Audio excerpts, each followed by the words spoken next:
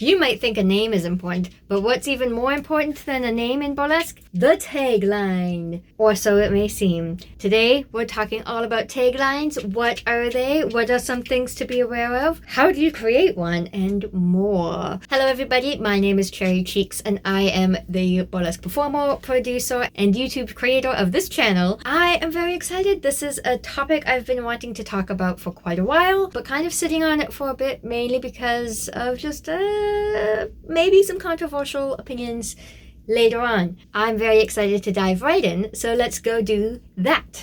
So first of all, taglines. What are they? Taglines are not something that is unique to burlesque. You often see them with production companies, other performers, drag performers, sometimes actors. A tagline is often something that follows your name, or it is a descriptor of a performer or a person. Personally, I am Cherry Cheeks, the Telltale Temptation, or the cheeks that'll make you weak. I have also gone through a couple other taglines. You just see a lot of people really promoting their taglines. You see them sometimes on posters when advertising a featured performer or a headliner. You might see them in promotions, in someone's bio. You might see the MC often at shows mention the tagline of the performer during their introduction or right before they hit the stage. Taglines can feel like something you have to have, but you don't necessarily. Before I get too deep, I do want to just iterate that you do not have to have a tagline. Having a tagline or not having a tagline does not make you more or less of a performer, more or less valid than other performers. It is just a personal choice. They are fun, catchy phrases that get to have the audience really connect with you as a personality or as a performer before you hit the stage and before they get to see you, but it's not going to define you if you don't have one, if you don't want one. That is absolutely okay. Some cool context with taglines. There are two schools of thought that I see in burlesque quite often around taglines. There is the old school belief and the new school belief. But the old school belief that I see, that I consider to be an old school belief, is this idea that a tagline has to be given to you. You can't just make your own. It has to be the MC saying it to you. Sometimes performers historically have had agents or managers give them a tagline. Sometimes I've seen people mention how they've gotten their taglines from their friends helping them brainstorm, or another performer who bestowed it upon them. And that's really cool. I think it brings so much personal connection to taglines, not from yourself, but from those who see you and who witness you and see what do you bring to the stage. It's a lot, in my opinion, to have to think of your own tagline, to think about what do I bring? What makes me special? What makes me memorable or resonate with performers? What is my center as a performer? More often than not, other people will find that long before you find out what that is. If they are wanting to give you that insight into your performance through a tagline, I think that's super cool personally. The other one that I mentioned, the new school, which is what we tend to see a lot more of today, is being able to create your own tagline, to really think about, who am I? What do I want the audience to think? What kind of sassy, fancy, glamorous divas inside me that needs to come out? What do I want to show the world? And that is also really cool. I love it because it gives performers their own autonomy to say, what do I want to create? What experience do I want to share with the audience? And what do I want them to see from me? Not everyone is giving away taglines all the time or coming up with taglines for other people. Often it's a very natural thing of just, I think this would fit somebody. When you get to create your own tagline, it is awesome because you get to just make sure you do have that kind of introduction to yourself, again, before somebody sees you perform, and it gives them an idea of what kind of performer you might be, whether that's personality, stage presence, types of acts you do, etc. Those are the two main beliefs that I tend to see the most of in burlesque. I'm sure there's others. I would love to see anyone's thoughts below if you have other ideas or thoughts around whether or not someone should make their own tagline, should be gifted them, other. But again, why taglines? Why can they be helpful? I mentioned how they can really showcase your personality, and they can also help you with your own direction as well. If you have a vision in your head of how you want to come off, if your center as a performer is rooted in culture, in high energy acts, in politics, in whatever you want to bring to the stage. Some people, they need a root and they like to have something to like return to, especially if you're someone who's really into branding. One of my favorite taglines I've seen in burlesque is from Gala Vega, who's was gifted to them. They are the elegant weirdo of burlesque. It's also cool because it also says some things about how people know you, not just on stage and how you perform, but just as a person. So some really random ideas I could come up with: Canada's sparkle seductress, Toronto's twisted twirler, sweet shaker of burlesque. These are all made up by me.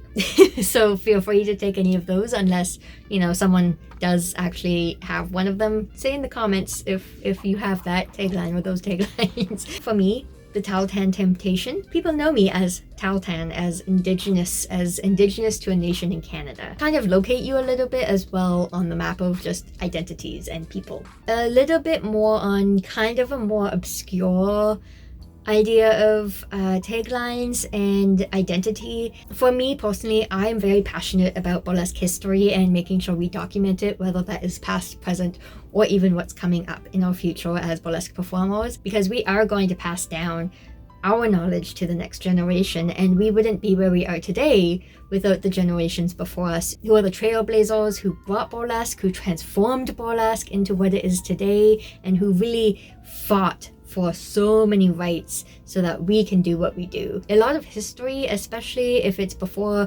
social media, is very difficult to find, and it can be very challenging to find more than just the 5 main performers that people know: Lydia Thompson, Josephine Baker, Lily St. Cyr. There are some names that we tend to see time and time and time again when we read history books, when we read burlesque books, when we see documentaries, even blogs when people talk about the origins of burlesque in North America. But there's so many other performers and people from those times who are equally responsible and also big names at the time. However, different histories don't get documented nearly as much. There's not this huge wave of access to media like we have today. Back then, not everyone made headlines, not everybody got written down in the newspapers, there wasn't TV or social media. Also, a lot of performers, especially from more marginalized communities, were not allowed to openly talk about their identity, were not allowed to openly talk about being gay. Indigenous people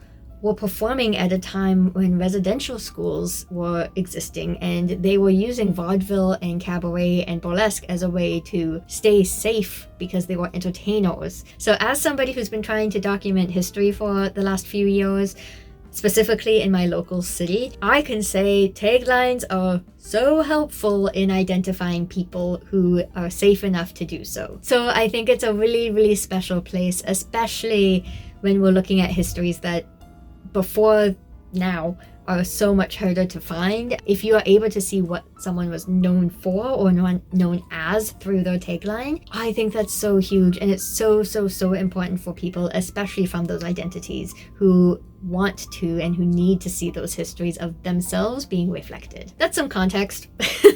I kind of went a little bit deep there, but you might be wondering, how do I make a tagline? Because that's probably why you clicked on this video. There are a number of ways where you can make a tagline. Everybody has their own process. These are some of my personal recommendations or things I keep in mind when I try to make my own, and they may or may not resonate for you. Feel free to play around, and maybe you do decide you don't need a tagline, it's too much work. Maybe you're like, I'm just gonna wait for someone else to give me one. That's also totally okay. This video is mostly for the people who actively want to make their own. So my very first recommendation is make it unique. There are so many different taglines that are really cool, really clever. However, I have seen them time and time again. One of the biggest, most common ones I tend to see is they have sass, class, and ass. Really great, really catchy, really short and memorable, also really common. I really like taglines to be unique, again, because it emphasizes you and what makes you spark. That way, it's also, if someone hears that tagline, if they're just like walking down the street, someone's talking about it, if it's on the radio, it's easier for people to make that connection of, I heard the Tahltan Temptation, they must be talking about cherry cheeks. I already said this, is also make sure it's catchy and memorable and accurate. Some things that often I'm a fan of when I make my own is I really like alliteration, Taltan temptation. And I also like rhyming, so cheeks that'll make you weak. It's close enough. I also recommend keeping it short and simple. I have seen some people who have a full sentence. I've seen some people who have 2 or 3 sentences as a tagline. I really recommend keeping it short so it's easy to remember and also easy for an MC to say properly, because it does suck if an MC gets your stuff wrong, whether that's your name, your tagline, or any other important pieces you put in your bio. So really make it as easy as possible for the MC to also say it. If you have a tagline that includes different language or maybe words that we don't see all the time, it's also good to put in phonetic spelling for the MC, or maybe checking in with them before the show to make sure they know how to pronounce it and make sure they do practice, or giving context if it's important to you that people understand that context. And what do you want it to describe about you? Is it your personality? Is it your acts? Is it community work that you do? Is it personal stuff that you're known for? Cultural, politics, energy, identity? Some really good examples of, especially the last ones with identity focused stuff. Sylvester Stiletto, who is a fabulous drag king in my local city, is known as the Chilean stallion. Seattle's own mixtress of thickness is Mixed Pucks Aplenty. Holly Short is another local performer here, where her tagline is she puts the sex in dyslexia. There's also a performer named Camille 2000 who is a burlesque legend who has now passed on, and she had one where she was talking about her impact on burlesque with her tagline, and she was and is still known as the girl for yesterday, today, and tomorrow. I could go on and on and on. There are so many good taglines that I am obsessed with, and I really recommend as well, when you do have taglines or when you think of new ones, it's really good to workshop them with friends as well, because what you might think sounds really good to you, saying it out loud or hearing it from a different perspective, sometimes they can be awkward. I've had taglines I was very proud of, I was very stoked about, and then as soon as I heard an MC say it out loud, I did not like it. I really recommend, if you have a new tagline, talk to your friends, show it to them, see what they think, see if they agree that it works for you, or if it's like, maybe you have a little bit of work to do. Can you connect it to other people? Miss Toni Elling is a burlesque legend who has also passed on, and she got her burlesque name and her tagline from Duke Ellington. Her tagline is the Duke's Delight. Really, especially during a time of performance when knowing people was very useful. The First Lady of Burlesque is also another burlesque legend named April March, who is still a living legend, and she got that tagline because she looked like the First Lady at the time. If someone wants to see someone who looks like a First Lady that you're attracted to, take the clothes off. You're probably going to go to that show. Another really big thing that I tend to do as well is, can I connect it to my name? So for example, the cheeks that'll make you weak is also a nod to my name, Cherry Cheeks. There's also performers who have really cool names, like She's Heaven on High Heels, which is Polly Gates. There is Cinnamon Kicks, who's another local performer whose tagline is The Spice with the Rack. All of those taglines connect to either that performer's name or what their name means. Can you flip something on its head? There is a lot of really catchy sayings in life outside of burlesque, a lot of really catchy phrases. Can you take something common and flip it? So for example, Sophie Luscious has one of my favorite taglines, which is she has legs for minutes. You could probably guess why. They're not super tall. That's some of my advice for making your own tagline.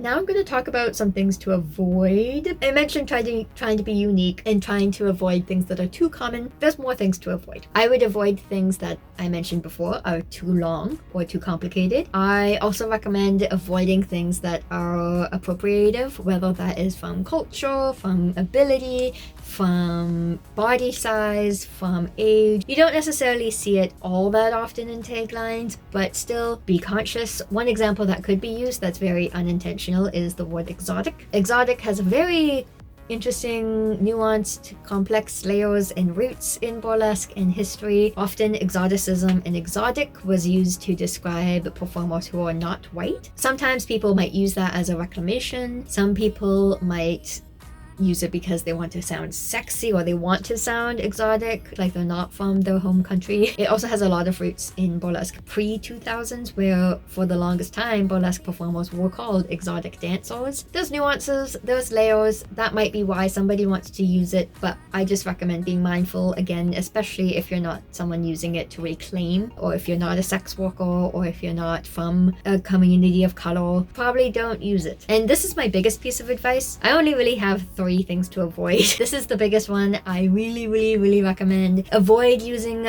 descriptions such as the best, the only, your favorite. Your favorite I'm kind of more flexible with personally, but the best and the only are the 2 I really recommend being very conscious of if you ever use them. So if you're going to be saying you're the best of something or you're the only something, you have better be good, or you had better do your research. And maybe it's because of the scene they're in at the time when they debut. Maybe they don't see other people who tap dance, or maybe they don't see other people who sing in their scene. The only singer of burlesque, or the only tap dancer of burlesque. Somebody's gonna put you in your place very fast. I try to be quite gentle with my advice and my videos, but this is something I just see all the time, and I do want people to be mindful when they use that language. And it's not just a new person thing. There are so many people who do that. For example, Go On Go Mohawk was an indigenous performer back in the vaudeville days of Wild West shows and vaudeville. And in Christine Bold's book, Vaudeville Indians, they say that Go On Go Mohawk and also a lot of other indigenous performers often used language around being the only Indian or the only indigenous performer or the only Aboriginal, etc., etc. Even at that time, during vaudeville, 1890s, pre-1900s, this is over 150 years ago. Even then, performers were claiming to be the only of something as a way to really emphasize their identity or really increase their bookings because of being the only one, being exclusive, being a novelty, even though people knew there was other performers at the time. So when I recommend that people stay away from using only or the best, you're not alone. This has been going on for over 100 years, but we know better. And also, like I said before, there's a lot of histories that are not documented as well that still happened. Just because it wasn't written down by a historian or by someone who may have favored other performers doesn't necessarily mean it's the truth. Even if you're the only one at your time of performing, I feel like there's better things to be known for. Being the only of something can be huge for certain communities, again, to see that representation and to see what the landscape was at the time. If I was to say I'm the only indigenous performer in my city, 50 years down the line, people would read that and they might think, wow, there's no indigenous performers. When my city actually has a lot. It can reflect, and it is huge, because if somebody is the only performer of a specific culture, identity, lived experience on stage at that time, people from those identities read that and they can see a part of themselves in it. Even when there are a lot of community members, like we have a lot of indigenous performers where I live, we don't always see the representation of all of us on stage all the time, whether by choice or not. And also ideas like the best is very subjective. I've seen people use it in very fun, cheeky ways. Otherwise, I think you just sound like in New York, every other shop says they're the best pizza or the best coffee shop. And I think there's so many ways you can say the exact same tagline that you might have as the only or the best, but different, and have it actually be unique to you. Because I think being known as just the only of something is great. It's huge. It's so impactful for the people who need to see that. But also, if that's all you're relying on for being known as, there's so much more that makes you memorable, and there's so much more that makes you valuable and worth remembering. I could say I'm the only Tahltan performer. Truth be told, I am actually the only Tahltan burlesque performer in town, but instead, I call myself the Tahltan Temptation. So people still know I'm Tahltan, but it adds another descriptor to it. So I'm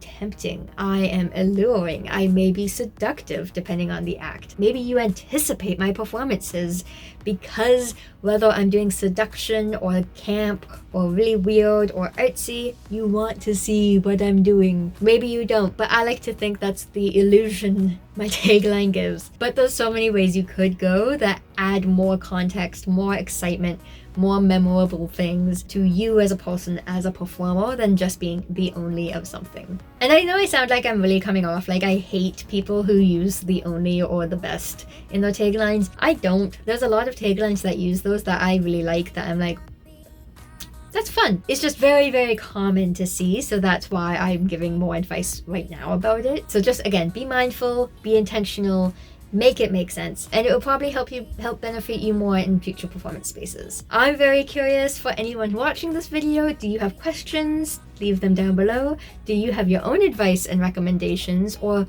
even, I'm really curious how you got your taglines, if you have any. Otherwise, I hope you learned something. I hope this helped you with making your own taglines, and I look forward to seeing you next time. Bye!